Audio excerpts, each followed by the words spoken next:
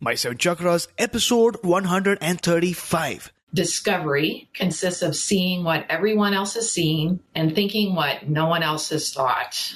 The seven chakras, swirling vortices of energy, positioned throughout our body from the base of the spine to the crown of the head. For thousands of years, this ancient wisdom has been passed on from master to disciple.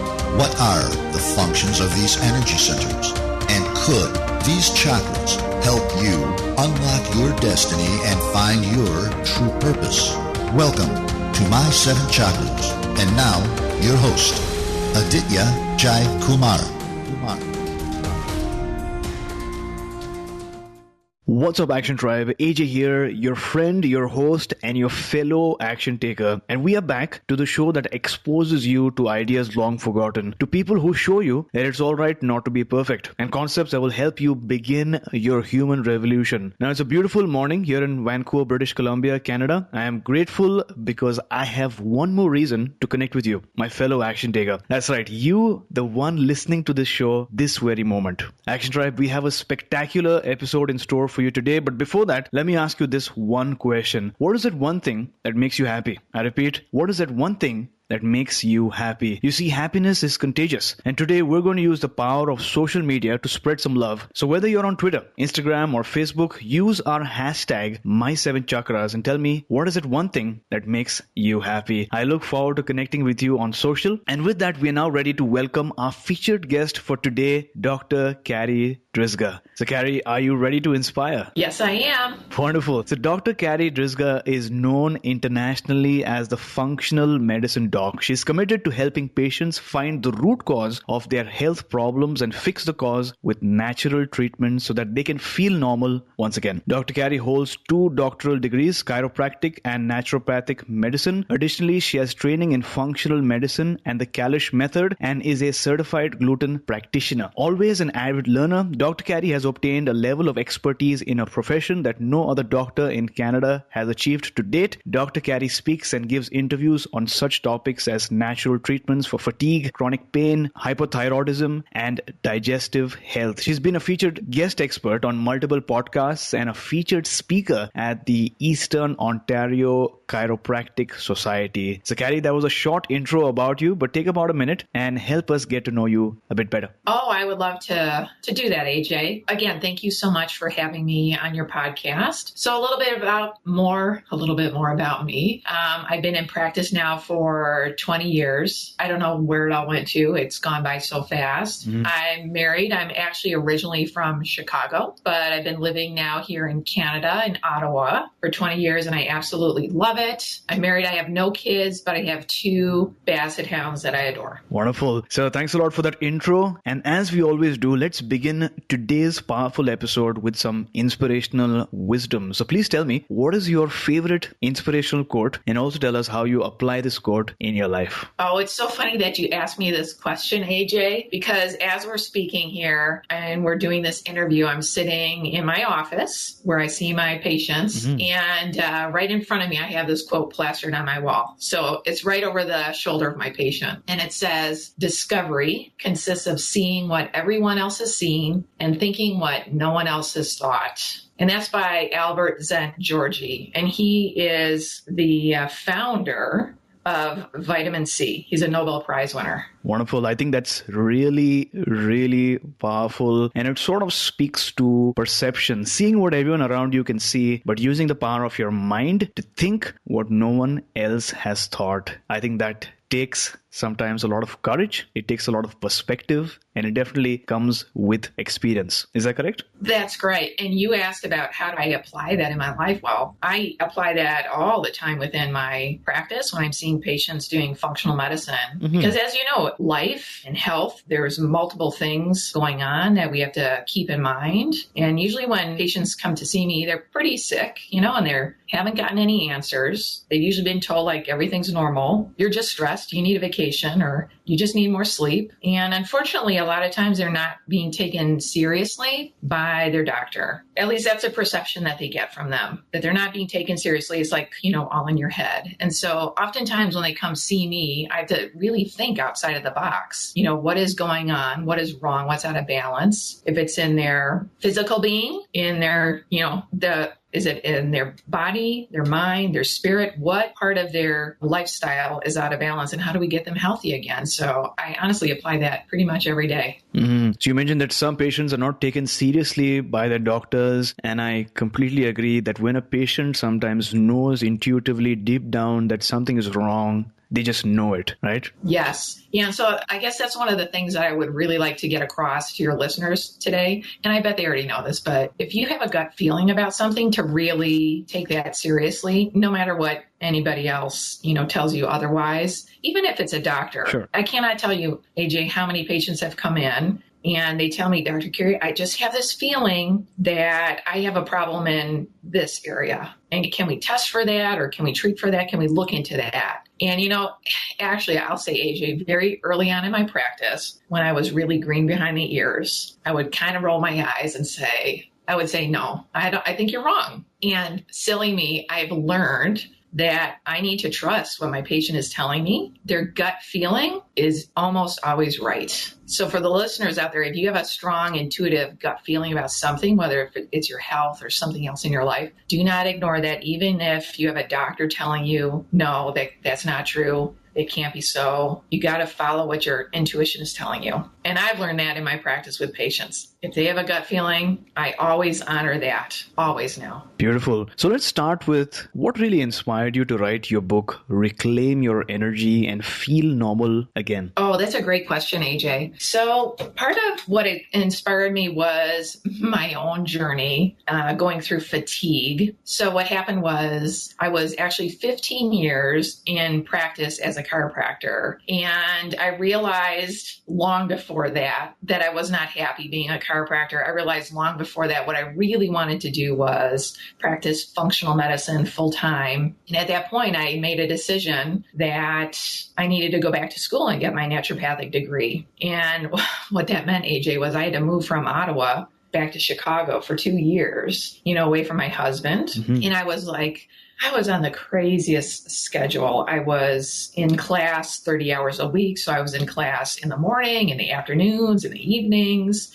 And then all of the time spent with, studying, preparing for exams, writing papers. And then on top of that, I was flying back and forth to Ottawa to still try and maintain my private practice. So it was a crazy, insane schedule. And about 6 months in, I was really starting to feel the fatigue settling in. And I knew it was because of all the stress I was putting my body and my brain under. And I just thought to myself, well, I just have to, suck it up and just get through it because I've got this goal so that I can help more patients with functional medicine. So I got through all that period of time, graduated, passed my board exams, and I just thought, well, I just need some downtime to rest, to recuperate, and I'll be fine. Mm-hmm. And about 3 months into that, I'm sleeping 10 hours a night. I'm taking a 2-hour nap every day, and my energy just did not bounce back.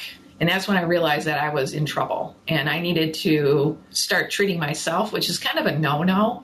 Doctors, we're actually not supposed to treat ourselves because we're not unbiased when we do that. So I broke all the rules and I started treating myself with functional medicine to really root out where my fatigue was coming from. So going through that whole process, it really made me appreciate, again, about what it feels like to be a patient. And then on top of that, I just was attracting so many patients with fatigue and just realizing that in general, fatigue is very mismanaged within our current healthcare model. And just like we were saying at the top of the show, so many people just are not taken seriously. And they know deep down inside, they know that there's a real problem. And they want to know, what is that problem? How do we test for that? What's the solution to it? How do I get myself feeling like my old self again? So I'm sorry, that was kind of a long answer, but that's how I got into writing the book. I just wanted to share my story and give people hope and some inspiration. Sure. That there is an answer out there for them. Sure. So you realized that you weren't happy with being a chiropractor, and what you really wanted to do is practice functional medicine. And then you realized, although that made you happy, that really thrilled you because it would mean, a different career, different future. That would really mean spending 2 years away from your home and actually living in Chicago. So firstly, kudos to you for taking action and listening to your gut, your intuition. For someone who is new to this field, what exactly is functional medicine? Oh, yeah. I guess we should cover that, shouldn't we? So, so functional medicine doctors, we really understand how everything in your body really is connected. So, we're real nerds about the biochemistry and how the hormones are connected with the gut, and the digestion affects the immune system, and how that affects the brain, and all of it together. So everything in your body really is connected. And then each person also is a very unique individual. So realizing that everybody is unique and that there's not just a one-size-fits-all approach to health. There's not a one-size-fits-all approach to fatigue, for sure. Yep. And that we're all unique and different, and to respect that within our healthcare system. So everything's connected. So we're looking at the body as a whole, and then trying to figure out where the root cause is. And usually there's multiple things going on, actually, and it kind of gets complicated, but finding the cause, and then how do we fix that? And especially, how can we fix that in a natural way that's non-invasive and that's safe? And a lot of that goes back to the more or less the very basic lifestyle changes, like having a good diet and exercising, stress management, doing things like deep breathing, yoga, meditation, chiropractic, acupuncture, whatever it is that particular patient needs to not just feel better, but to get their health back to a whole new level. So in short, I like to say, find the cause, fix the cause, feel normal again. That's basically functional medicine in a nutshell. Love that. So you mentioned looking at the body as a whole, but moving away from the one-size-fits-all solution and diving deep into the root cause of what's creating the problem in the first place, and not just settling on the symptoms. Because Action Tribe, you are a unique individual and organism. So Carri, so that we're able to understand the challenge at hand better, what exactly is your definition of fatigue, and how is that different from stress? Ooh, I like that question. So how do I answer that? Okay, so this is for you and then for the listeners out there. Sure. I want you to think about how much energy do you have on a daily basis, and I want you to rate it from 0 to 10. So 0 would be no energy at all, and 10 would mean you feel like your batteries are on full charge. So kind of think about day in and day out, how would you rate yourself for your level of energy? So I would say if you're not rating yourself at 8 or higher, you do have some level of fatigue. And of course, that could be really extreme. I have some patients coming in and they're like, I'm at a 1 or 2. And then I have patients that are at a 6 or 7, and they're just I'm tired, but I know things could be better. So fatigue is kind of on a spectrum in that way. But that's kind of a really great, easy way to start. And so the other part of your question is, well, what's the difference between stress and fatigue? Yeah. And I guess usually the one causes the other. It's how it usually seems. There's when we think about stress, there's mental, emotional stresses, and then there's physical stresses that can be generated from inside your body. So physical stresses could be if you're eating a poor diet, or if you're eating foods that you have a food allergy or food sensitivity to, or if you have a hidden infection that you don't know about, that internally creates stress. And so I do think stress is the first domino that makes the rest of them fall and leads you towards the path of having fatigue. Now, this beautifully ties in to my next question, which is, based on your experience, what are some of the underlying causes of fatigue? Okay, so fatigue, to be quite honest, fatigue is a very complicated subject. So in my book, I really tried to simplify it. And I wrote about 8 of the fatigue factors. So at the top of the list are anemia and thyroid problems. So for anybody out there that has fatigue, that's the very first thing that needs to be done, is some basic blood work to be checked to see if you have anemia or thyroid problems. And oftentimes, I'd say 9 times out of 10, those tests come back as normal. Sure. And then that's kind of when the person is told, you're just stressed and you need a vacation, or maybe you're starting a burnout and you need to take 3 months off of work, or you just need more sleep. Or let's try an antidepressant. So the other things that can contribute to fatigue are, and these are now in no particular order. Sure. We have cortisol imbalance, and cortisol is your main stress hormone when it comes to chronic stress. And then the next one I talk about is blood sugar imbalance, that your blood sugar can be too low, it can be too high. Oftentimes it's like a blood sugar roller coaster, and that will rob your body of energy, and especially your brain of energy, because your brain requires about a third of the glucose in your body gets burned up by your brain. And then I also talk about just basic nutrient, vitamin, mineral, and nutrient deficiencies. If you don't have the basic building blocks to make energy, that's going to put a wrench in your energy production, and you'll have fatigue. And then I talk about hidden food allergies, hidden food sensitivities that are very common. And we talked about this a little bit earlier, chronic hidden infections. So that could be like not enough good friendly bacteria probiotics, and then too much bad bacteria growth or yeast overgrowth or parasites. And then the last one that I cover in the book is about brain, that, you know what, actually it could be in your head. And I say that very in a tongue-in-cheek kind of manner. It could be in your brain that the brain chemistry is off balance, or there's weak areas of your brain that need to be strengthened, so that's where a lot of times if people are having brain-based fatigue. I guess that's another question, AJ, that I like to ask patients. So for the listeners out there, if you're feeling tired, do you feel more tired in your brain? Like, is your mind feeling tired, or do you feel physically tired in your body, or is it both? And that kind of helps me, try and figure out the puzzle. Because in the end, it really is a puzzle. Mm-hmm. Now, I love that you spoke about cortisol. And in your book, you mention hormonal imbalances or deficiency as one of the reasons that causes fatigue. Could you talk a bit about the importance of hormonal balance for health and wellness? Yeah, absolutely. So hormonal balance,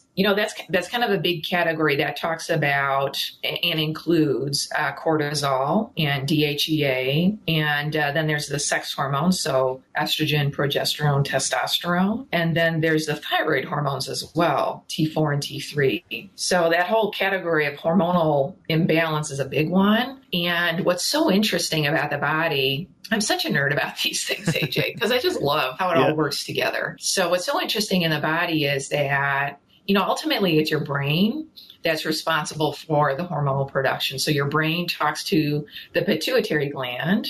And a lot of your listeners probably know the pituitary gland sits right between your eyes, kind of like in the center of the brain. And it's kind of like, if we consider the hormones as an orchestra, the pituitary gland is the conductor of that orchestra. And so when we have one musician that's off key, all of the other hormones will start to get affected. And so it's interesting because hormonal imbalance can be a cause of fatigue, and trying to figure that out is not necessarily easy. But going back to asking simple questions like, when did the fatigue really start? What was going on in your life 6 to 12 months before you started feeling tired? A lot of times what people will say is they went through a major stress. Like they had a major financial stress, or maybe they were going through a separation and divorce, or maybe there was a big physical stress to the body, like they got really sick, or they were in an accident, or they had a major surgery. So a lot of times with hormones, there's a stress, and that throws the cortisol out of balance, and then that has a trickle-down effect on the rest of the hormones, the thyroid hormones and the sex hormones. And doesn't matter if you're a man or a woman, it's going to have that. There's a very typical response that will happen. Mm-hmm. So I love that you ask these powerful questions like, when did it start and what was going on in your life during the moments when you were feeling that fatigue? Because it might be that stress that could actually be starting the problem in the first place, right? Yeah. And you know what? It's usually stress that starts the problem in the first place. But what happens after that is a lot of times people just ignore, their fatigue. They feel tired, and then they say, well, it's because I'm not sleeping well, or it's because, I should be eating better. I should be exercising. A lot of people kind of get caught in this trap of, especially with exercise, well, I'm too tired. I know I should exercise and it'll make me feel better, but I don't really want to. And so there's a lot of these vicious cycles that start to happen. And unfortunately, by the time somebody actually comes to see me, this has been going on for years, and the stress is long gone. But the effects of the stress and the whole all of the dominoes that fall in the body, that's then what we need to try and figure out and clean up. Sure. So I love that you touched on the topic of sleep, because many of our listeners are taking steps to transform their lives. They're reading books, they're listening to podcasts like this, attending workshops, generally working really hard for a better tomorrow. And sometimes sleep can get affected. So could you talk to us about the importance of sleep for, good health and wellness? Absolutely. So it's so funny because some of the research that's coming out, and I think this was the CDC, the Centers for Disease Control, that's in the US in Bethesda, they consider sleep deprivation as an epidemic right now. That's how bad it is. So many people getting 6 hours or less of sleep on a regular basis. And that can be devastating to the body. So we know there's a lot of hard evidence research behind sleep deprivation and how it impacts your heart health. Of course, cardiovascular disease is the number one killer in North America. It affects your heart health. It affects your immune system, puts you at more risk for cancer. It definitely affects your brain. And all of us, we know when we've had a poor night's sleep, our brain is just not the same the next day. But imagine that on a chronic basis, how that can have an effect on your memory and putting you at more risk for things like dementia and Alzheimer's disease. And then, of course, if you're not getting enough sleep, your metabolism will start to be affected as well. And a lot of people who have trouble losing weight, a lot of it is just rooted in their not getting good deep sleep every night. And so those are kind of what the research is showing about why sleep is so darn important for us. And that I don't think a lot of people really realize that while we're sleeping, our body is actually extremely active, repairing and rebuilding and detoxifying. So when we're not getting the deepest levels of sleep, our body is starting to suffer in that way, that we're not repairing and rebuilding and detoxifying like we should be. And of course, people who have fatigue, that's one of the questions I ask them straight off the bat is, how are you sleeping at night? Do you have a hard time falling asleep, or do you have a hard time staying asleep? So for the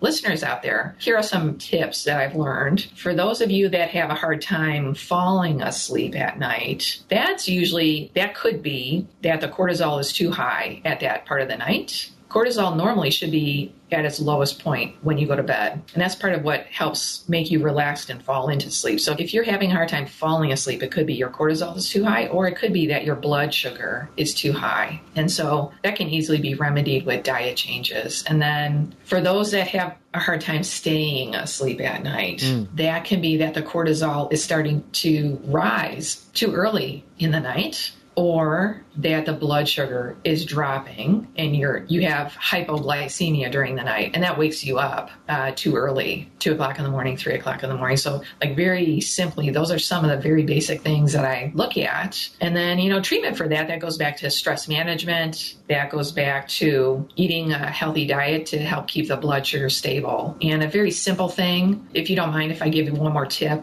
AJ. Oh, be my guest. Okay. And you are.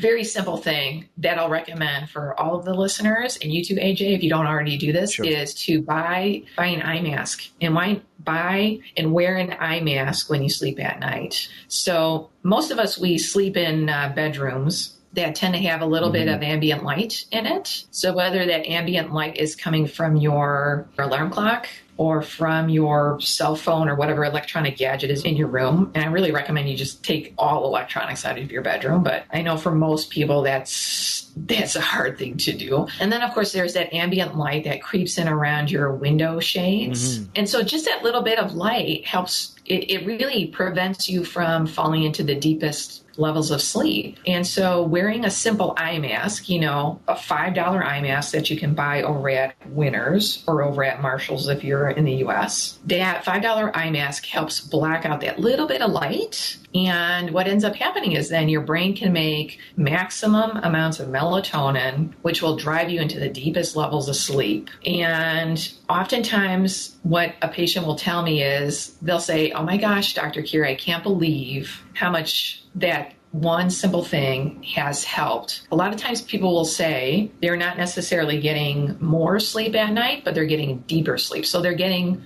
better quality of sleep. And so I hope at least some of your listeners take that to heart, because it's so simple, but it can have such a powerful effect. Wonderful. I think that's a really powerful tip. And no, I don't use the eye mask, but I've heard so much about it. And I think your advice now will act as impetus for me to actually go out and get an eye mask. Now, let's say a person gets a good amount of sleep, let's say 7 to 8 hours. My question is all sleep made equal? Let's say they sleep at 10 p.m. versus, sleeping at 12 to 12:30 p.m. Is all sleep made equal? Ooh, that's a good question. So, there are a lot of different viewpoints about sleep. One of the latest discoveries is that we sleep in 90-minute cycles. Okay. And it seems like when we add it up in 90-minute increments, they say that the average person needs between 77.5 or 9 hours of sleep. And that if you're getting less than that, you are definitely suffering from some level of sleep deprivation. But your question is about depending on what time of night. So usually in the later parts of the night is when we should be in our deepest levels of sleep. Our cortisol should be its lowest, and our melatonin should be at its strongest. And it's so interesting. I wanted to mention something that I've learned recently. I have a podcast called the Functional Medicine Radio Show, and I had a guest on recently, a dentist, and we were talking about sleep. And he helped to remind me about this. And a lot of healthcare and life in general is about being reminded about things that we already know, and we just kind of forget about it. So he helped remind me, and he actually said that snoring is not normal at all. And for people who are getting plenty of sleep but still have fatigue or are waking up tired, they should be checked for snoring, and they should be checked for sleep apnea too, because those can be very common causes of just not falling into the deepest levels of sleep as well. Interesting. So you're saying that a person might get adequate sleep, but might wake up feeling tired. And that might be actually a result of them either snoring or suffering from sleep apnea. So they should get that checked. Yes. I can't tell you how many people come in and they're like, I sleep 9 hours, 10 hours, 11 hours on the weekend, Dr. Carri. But gosh, I am still so tired. I'm just dragging through the day. It doesn't make sense. And you know what, AJ? It doesn't make sense. And so again, it's like using this approach with functional medicine to really find the root cause. Part of it is, what is their sleep like? And if they're not getting good sleep, and it could be as simple as they need some kind of an appliance so that they stop snoring, or they have better air circulation through their nose to stop the apnea or whatnot, so that they can get into the deepest levels of sleep, and then their body can rejuvenate from there. Wonderful. So thanks a lot for sharing those amazing tips and advice. Now, based on what you shared today, if you had to tell one of your students or one of our listeners to go out and apply, do something that would help them lay the foundations for long-term good health, what would that one action be? Ooh, this is a really hard question. So, okay. This is going to be my advice. This advice I actually learned from a book called The Slight Edge. The author is Jeff Olson. Okay, so the book is called The Slight Edge. And in this book, he talks about it's the small things that we do every day that have the biggest impact on our lives. So, I think a lot of us think we have to do these big, dramatic changes in order to have an effect, whether it's on our health or if it's on our family, our relationship, our business or whatnot. And it's so interesting in this book, The Slight Edge, he talks about it's actually the small things that you're doing every day or that you're not doing every day that are either leading you towards your goal or away from your goal. And so very simply, one way to apply this, let's say from a health perspective. So you wake up and you know that you shouldn't drink coffee for breakfast, that it's not good for your health, and yet you do it every day, and you look at that coffee and you have that little voice in your head that tells you, you shouldn't be doing that caffeine is giving you energy, but it's not really helping your health, and yet we still do it. So I guess that would be my advice to the listeners, is to look for the small things, the small changes that you can make. When I was working on getting my energy back, how I applied this to my life is when I was looking at making diet changes and going on a gluten-free diet. I had taken a course with Dr. Tom O'Brien in 2009, and that's when I really learned about the detriments of wheat and gluten in the diet. And of course, since then, wheat and gluten, that's at the top of the news headlines when it comes to health. And I will tell you, AJ, sitting in his course for that weekend, he was talking about all of the harmful things that wheat and gluten do to us. And in my mind, I was making a mental checklist. And I was like, at the end of that seminar, I was like, wow, I really have to stop eating gluten because I know just from the symptoms he was telling me that it was affecting my health. But I got to tell you, AJ, the thought of going on a gluten-free diet was extremely scary for me, as it is for a lot of people. Making changes to our diet is like a very personal thing, extremely scary. And it took me, honestly, 3 years to build up the courage to finally go on a gluten-free diet, to the point where my health got to such an extent, my fatigue got to such an extent that I said, I just have to do it. I just have to do it. So I took the advice from the Slight Edge, and what I did was I just took it one step at a time. So I just worked on breakfast, and I just worked on how do I make my breakfast a gluten-free breakfast? What do I need to buy? I looked online for some recipes. What do I need to have in my refrigerator? What can I have in my pantry? So it took me maybe a couple of weeks to master eating a gluten-free breakfast. And then once I got that under my belt, then I took the next step, which was to start working on a gluten-free lunch. And so again, that took me a couple of weeks. And then once I got that step underway, and I felt really comfortable then, I went on to taking the next step of doing a gluten-free dinner. So you can see it's just like a very step-by-step process, and that helps it from being overwhelming. And yet at the end, and it maybe took me about 6 weeks to really shift my diet to be 100% gluten-free. And you know what? At the end, AJ, I had that thought of, wow, you know what? That actually wasn't too hard after all. I don't know why I was so scared in the first place. And then I was also feeling better. So I know that was a pretty long answer to your question, but yeah, the information in the Slight Edge, it's the small things.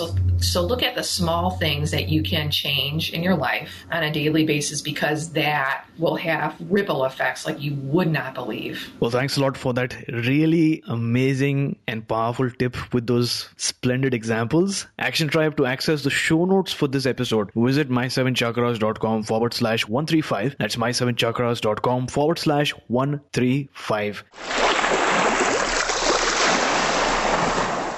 Understand that it's okay to be scared or uncertain. However, right beyond those barriers ultimately lie your dreams. This is a powerful quote by Josh Hines. Action Tribe, the feelings of uncertainty and fear are signs that you are about to take a leap out of your comfort zone. Just like your first jump into the blue waters of your swimming pool, or your first bike ride without the training wheels, or your first speech in front of your classmates at school. The feeling always appears when you're leaving the safe and comfort confines of your everyday routine. Take a deep breath, have faith in the universe, and take action. Because as Josh once said, your dreams, they lie beyond those barriers. So Carri, take us back to a time when you faced a major obstacle. Firstly, what was your initial reaction? And then how did you make it through? Oh, let me see. There are so many obstacles that I could tell you about, because life is not perfect. Yeah. And so I guess the one that I'll talk about, and this was the biggest one in my life, was, so going back to when I was first in practice as a chiropractor. I don't think I mentioned this, but my husband, he's also a chiropractor. And we met in chiropractic school, and his dad is a chiropractor. So chiropractic is a big part of our family. So I was 5 years into practice. So 5 years after graduation, 5 years in a private practice. And I remember coming home and sitting down with him at dinner. And I remember asking him, I said, Ben, do you like being a chiropractor? Because I really don't like being a chiropractor. And, that's a very scary thing to admit, especially since you still have a big pile of student loans to pay off. And he looked at me and he said, no, I love being a chiropractor and doing that. No, I love it. And AJ, I kind of felt like, what is wrong with me? Mm-hmm. I spent all of this time, all of this energy, all of this money becoming a doctor, a chiropractor. And I realized it wasn't what I wanted to do. Although I love chiropractic, I didn't love being a chiropractor. And so I kind of felt like, oh boy, here I am I'm in my mid-20s. Now, what do I want to be when I grow up? And it took some time to really figure that out. And that's probably the same for many people. You have a realization. Part of it is just having that realization and then giving it time for the universe to help show you the way. And so I learned just from seeing patients, okay, I have patients that are not getting better and that really bothered me. Why aren't they getting better? What am I missing? And so slowly I started learning about nutrition and detoxification and food allergies and whatnot. And finally one day, so this would have been years later, I learned about functional medicine. That was in 2003, is when I took my first functional medicine course. And I was like, wow, this is it. This is my calling. And that's where I just realized that's what I wanted to be when I grew up, a functional medicine doctor. And then, you know, the story after that is just making that decision of, wow, now I have to go back. That means I have to go back to school and spend more money, more time away from my family to get the degree so that I can really practice functional medicine to its full potential. So that's a kind of a few obstacles along the way. But again, just kind of for the listeners to understand that you might be facing an obstacle right now. And most of the time, those are just short-term obstacles, and that the universe usually does show you the way. And it's just a matter of time. And sometimes we just need to be patient about that. Right, AJ? That is so true. That's so true. I think patience goes a long way. And as you mentioned, you can't really, change everything in one day, but you got to take small steps. Have a big vision, but take small steps. And before you know it, you'll be in the right place at the right time. Yes. With the right person and, helping the right people. So that's right. Carri, what is that one major life lesson that you'd like to share with our listeners today based on your story? So a major life lesson, I guess, would be, and I suppose this is nothing new, and probably a lot of your guests have already said this, is that it's not easy to find your true calling in life or your true passion in life. And it doesn't have to be anything big or momentous like being a doctor as I am. It's just finding what motivates you and how you can use that to help others in your life. So no matter what kind of a job you have or no matter where you're at in your life is, just to figure out how can I use that to help others. So firstly, thanks a lot for sharing your story with us. I think it's really, really amazing. And there are so many lessons that we can take today from your story and apply it right away. You mentioned that you were 5 years into your practice, which is a long time. And one day at home, you asked your husband, whether you like being a chiropractor. And actually, it was a question to yourself, if I may put it that way.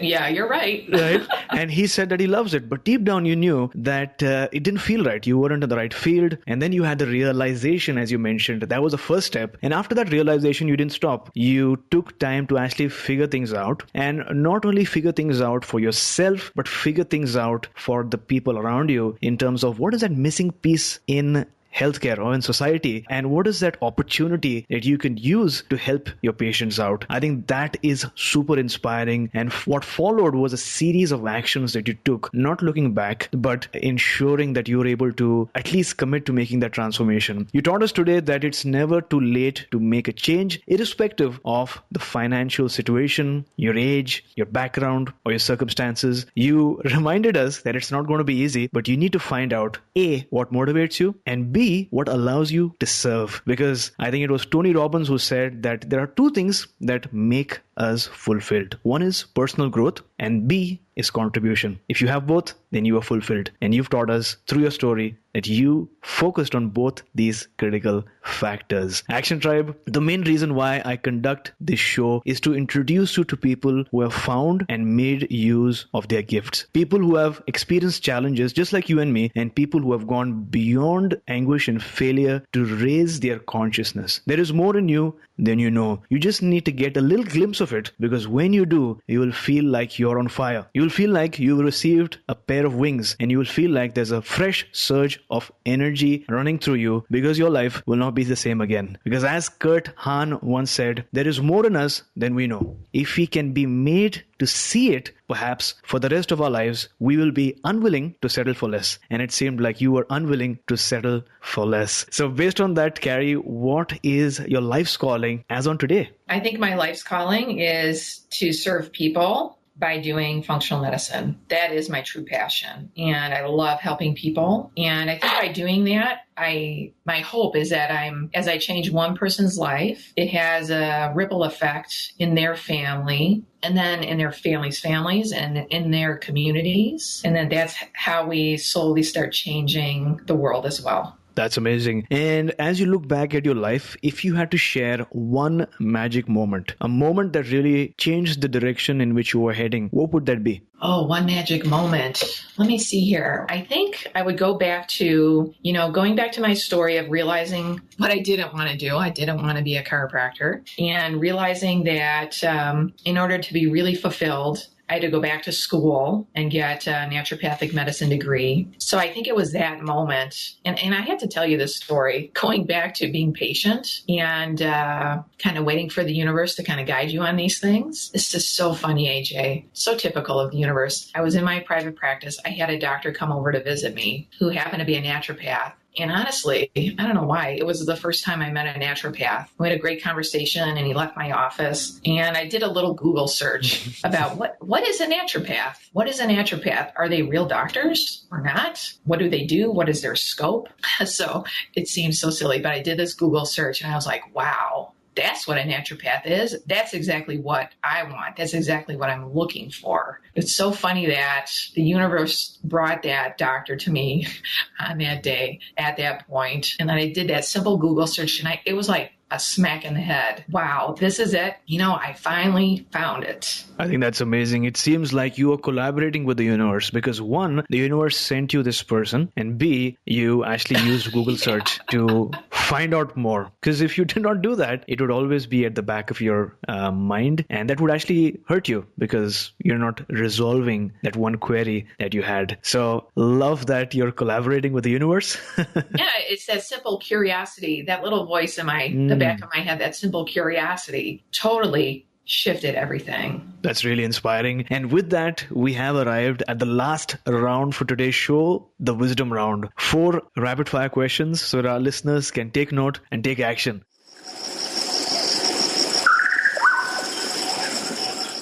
Are you ready? Okay. So what's the best advice that you've ever received? Oh, the best advice I've ever received is to stay true to myself and to try and live my own life, to be authentic to myself, not to try and be somebody else, not to try and be like Dr. Oz or somebody else. Try and be my own authentic self. That's amazing. Name a personal habit that keeps you strong. Oh, a personal habit that keeps me strong.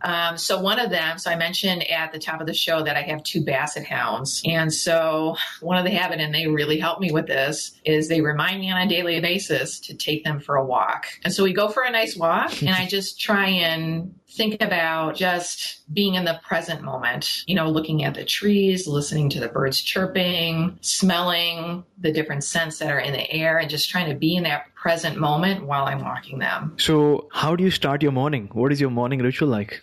That's a great question. So I usually start my morning ritual as I get up and I got to give the dogs some new fresh water and feed them. And I usually just kind of sit down and think about the day ahead of me and practice some gratitude in that moment. So thinking about 3 things that I'm just grateful for in that moment as I start my day. Thanks a lot for that. Now, name a book that you'd like to recommend for our listeners today. Oh, there's a lot of great books out there, and it's not going to be my book that I'm going to recommend. I've already mentioned it. It's that one by Jeff Olson called The Slight Edge. Slight Edge. Yeah, I think it's brilliant, and it can be implemented towards your health, towards your relationships, towards your family life, towards your career in so many different ways. So The Slight Edge. Action Tribe, to access today's show notes, visit my7chakras.com/135. That's my7chakras.com/135. So Carri, thank you so much for joining us today. It was phenomenal listening to the advice, the tips, the stories, and the perspective that you really provided us. Before you go, tell us one thing that you're grateful for and how do we find you online? So AJ, one thing that I'm grateful for, and this might sound a little bit silly, but this morning I was running late